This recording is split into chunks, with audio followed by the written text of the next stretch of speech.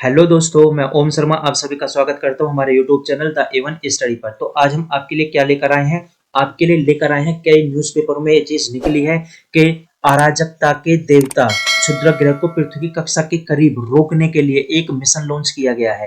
फिर ये economics times में दिया गया है, नासा ने अराजकता के देवता को रोकने के लिए क्या मिशन शुरू किया। ऐसी व्योम में दिया गया है गॉड ऑफ केओस, अराजकता के देवता को गॉड ऑफ केओस भी कहा जाता है। तो ये काफी न्यूज़पेपर में ये बात छपी हुई है। अब यदि यहाँ पर देखें तो यहाँ पे टाइम्स ऑफ इंडिया में भी यही बात दी गई है। आप देखो इसमें नासा ने अराजकता के देवता को रोकने के लिए अराजकता के देवता को रोकने के लिए एक मिशन लॉन्च किया है, एक अंतरिक्ष यान लॉन्च किया है। ये हर अखबार में दिख गया और उसकी जानकारी लेते हैं एक एक करके।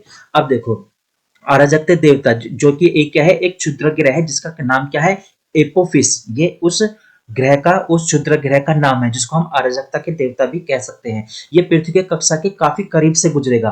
और कब गुजरेगा? ये लगभग 2029 में गुजरेगा और काफी करीब से। इसको रोकने के लिए नासा ने, जिसकी फुल फॉर्म क्या है, national aeronautics and space administration, इसकी फुल फॉर्म है। ये चीज ध्यान रखना, कई पेपरों में बात पूछी हुई है। तो इसका अध्ययन करने के लिए ये एक मिशन लॉन्च किया है, अंतरिक्ष यान ओरिसिस रेक्स 2029 में इस क्षुद्र ग्रह के पास जाएगा और उसका काफी करीब से अध्ययन करेगा। लेकिन वहां पे रुके उतरेगा नहीं उसके ऊपर, ये ध्यान रखना। तो इससे पहले सितंबर में भी इसको लॉन्च किया जा चुका है। अंतरिक्ष यान अंतरिक्ष चट्टानों के कौन सा बेन्नू से नमूने एकत्रित करके ला चुका है, पृथ्वी पर वापसी लौट चुका है। तो इस पहले यान को बेन्नू ग्रह पर भेजा जा चुका है और वहां से सफलतापूर्वक लौट चुका है। यदि हम एपोफिस की बात करें तो इसमें अराजकता के देवता के रूप में जाना जाता है।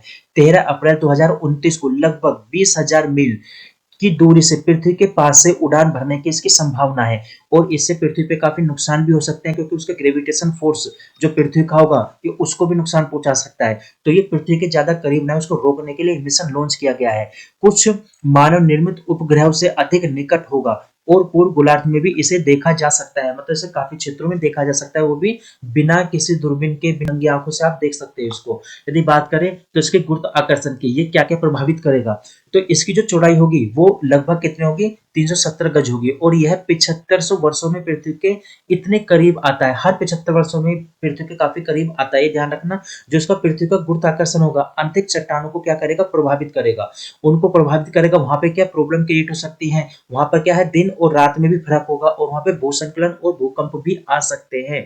तो इसकी सतह कैसे बदलती है, ये इस चीज का यान मिशन जो भेजा जा रहा है नासा द्वारा, ये वहां पर क्या करेगा, अध्ययन करेगा इस चीज का। तो ये ध्यान रखना, वहां पे भूस्खलन और भूकंप जैसी प्रॉब्लम भी आ सकती है। तो वहां पर ही नहीं, यानी पृथ्वी पर भी कुछ ना कुछ इफेक्ट होगा इसके पास आने से। ठीक है, आगे चलते हैं। तो ये जो अंतरिक्ष यान है ये इस क्षुद्र ग्रह पर उतरेगा नहीं, यह ध्यान रखना। ठीक है, आप देखो एरिजोना जो विश्वविद्यालय के जो प्रधान अन्वेषक यानी जो साइंटिस्ट हैं, उन्होंने क्या बताया है कि 13 अप्रैल 2029 को ये क्षुद्र ग्रह से ये जो यान भेजा जा रहा है उसके पास जाएगा, वहां पर अध्ययन करेगा, लेकिन सतह पर नहीं उतरेगा। और नासा के जो वैज्ञानिक है साइमन ने, उन्होंने क्या कहा है, जो पृथ्वी का गुरुत्वाकर्षण है, पृथ्वी का गुरुत्वाकर्षण उस क्षुद्र ग्रह को प्रभावित करेगा। कुछ ना कुछ हमें प्रॉब्लम आएगी, चाहे वहां पर क्या भूस्खलन आए या वहां पर भूकंप आए। ध्यान रखना है, पृथ्वी के एटमॉस्फेयर को भी इफेक्ट करेगा।